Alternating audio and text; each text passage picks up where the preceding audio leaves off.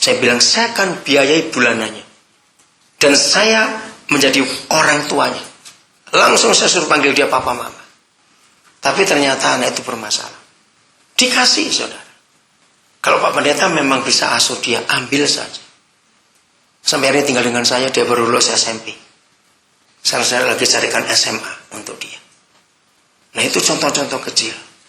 Orang itu kalau diterima, saudara, orang itu sembuh. Di antara anak-anak kami yang ada sekarang, ada 3 kakak beradik kandung, 3 laki, saudara. Sejak tahun 2002, waktu saya dapat kakak pertamanya di Lembang sini, tanpa sengaja. Terus saya peluk dia, saya doakan dia.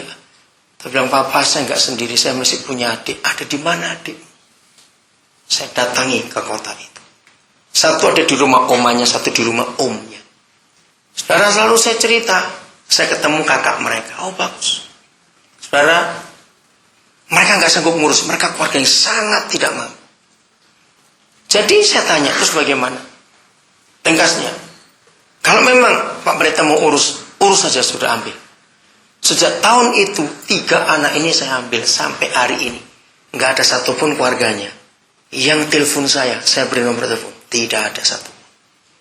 Luar biasa. Tuhan pulihkan mereka. Nah, saudara, inilah new direction.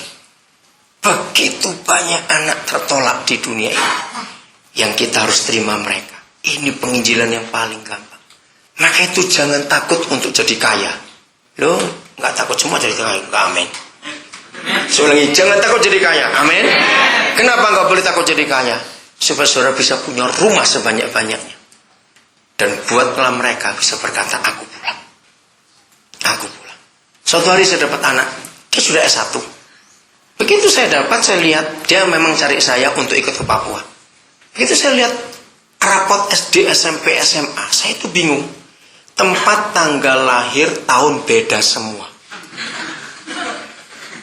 Jadi ulang tahunmu yang mana? Saya tidak tahu. Jawabnya enteng. Dia sudah S2, dia sudah menikah, sudah punya anak 2. Dia menikah dengan adik kandung Bapak Togar Sianipar, orang badan narkotik ya, polisi itu, adik kandungnya. Waktu saya melamar, saudara, ribut besar. Pak Sianipar ya, adiknya Pak Togar ini. Nah, anak ini dia sudah lulus S2. Jadi saya sekolahkan dia lulus S2, sekarang dia di bagian dia master bagian kurikulum. Hebat sekali. Nah, dia nggak tahu siapa orang tuanya. Seingat dia bilang ada 10 keluarga pernah ngasuh saya ganti-ganti. Bayangkan. Saudara, ketika dia telepon saya pertama kali, saya belum ketemu dia, cuma telepon. Roh Kudus cuma ngomong, langsung uruskan akta lahirnya. Oh, saya tahu, saudara. Kalau sampai ngurus akta lahir pasti nggak beres ini anak atau dari mana. Dan betul. Saya nggak wawancara, nggak apa. Terus dia nggak jadi saya. Bapak nggak wawancara saya, kan Bapak mau terima saya sebagai pekerja di yayasan kami. Loh, saya bilang, jadi yang terima itu saya atau kamu? Kok kamu ngajari saya? Saya bilang begitu. Loh, karena biasanya Pak, kerja di mana-mana harus tahu dulu. Bapak nggak baca CV saya, Bapak nggak wawancara saya itu apa? Saya bilang, saya nggak perlu itu. Saya cuma perlu satu hal.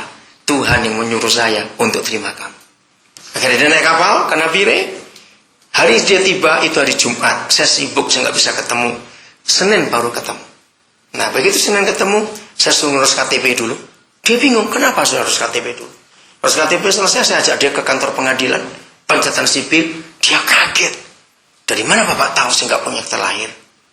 Saya bilang, waktu saya lihat rapotmu. Setelah tiba, rapotnya dimasukkan. Berarti kamu nggak punya akta lahir karena tanggal lahirmu beda-beda. Saudara, cukup sulit karena dia itu nggak tahu anaknya siapa. Saya minta tolong bagaimana cara diatur. Kasihan, nggak bisa lanjut nanti itu. Dan nggak cerita, selesai saya urus, saya beres dia.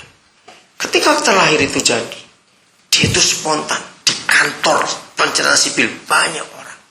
Dia teriak, dia angkat apa itu akta lahir, dia cium. Saya punya status.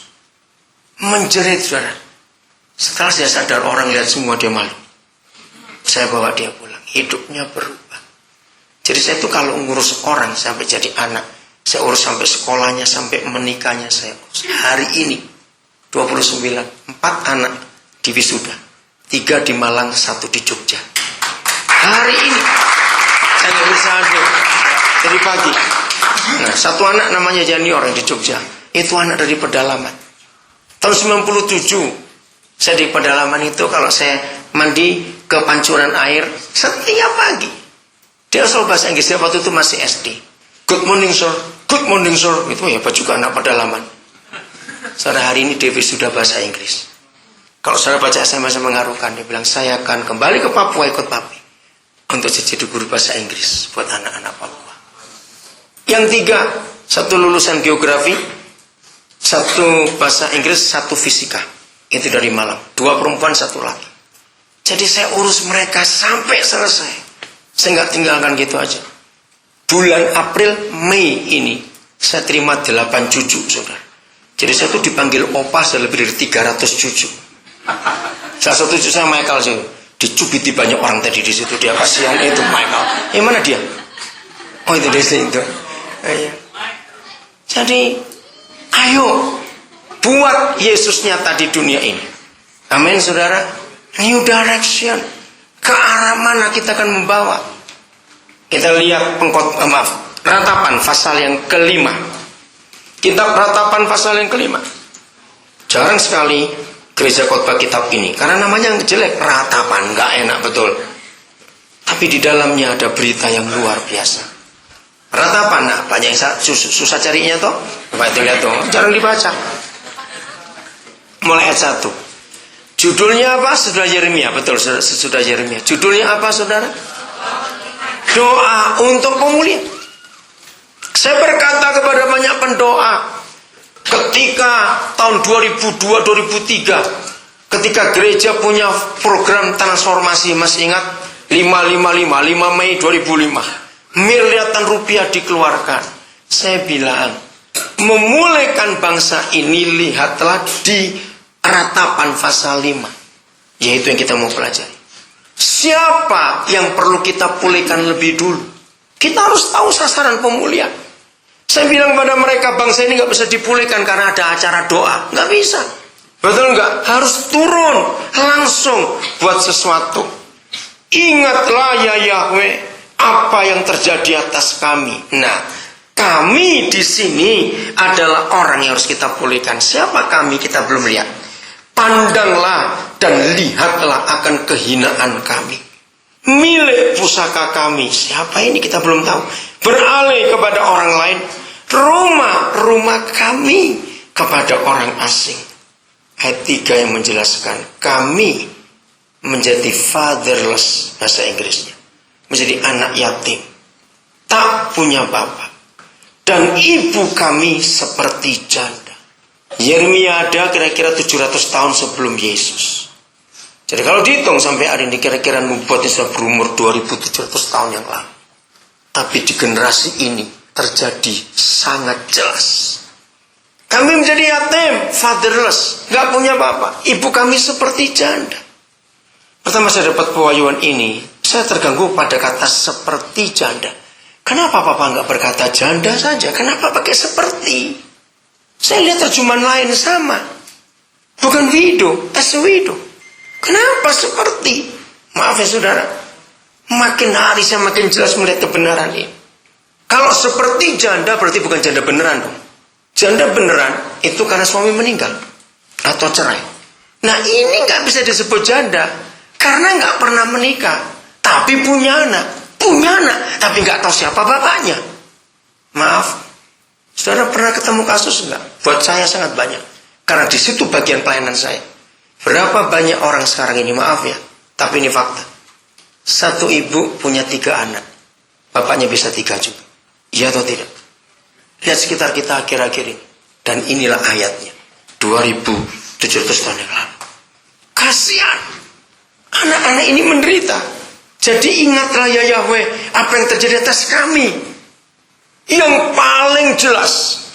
Anton terima kasih kalau kamu nyati orang-orang pengamen di Dago. Ya namanya Anton, ada Anton lagi di sini. Dengarkan. Apanya? Apa?